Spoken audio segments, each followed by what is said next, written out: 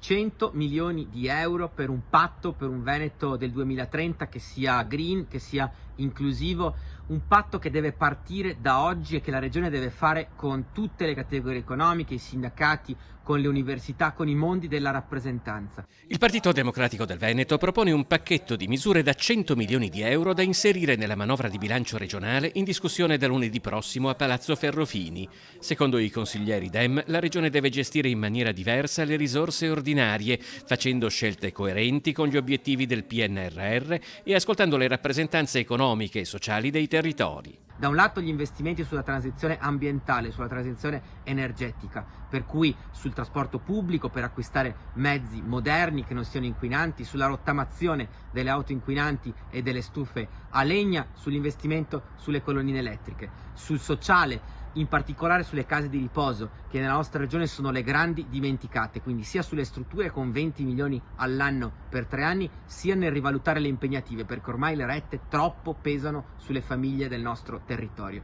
Un altro pacchetto di proposte spazia dalle misure per contrastare la disoccupazione giovanile e incoraggiare i minori di 35 anni a restare in Veneto, alla lotta contro la violenza sulle donne. Investire sui centri antiviolenza, ma anche sul contributo di libertà, per dare la possibilità alle donne di emanciparsi e di liberarsi da chi le opprime. E infine un investimento forte per la ripresa, quindi il taglio dell'IRAP per le aziende che assumono giovani under 35 e il taglio dell'IRAP per le start-up che vengono aperte. È necessario un investimento grande su tutti questi fronti perché il Veneto ha bisogno di ripartire.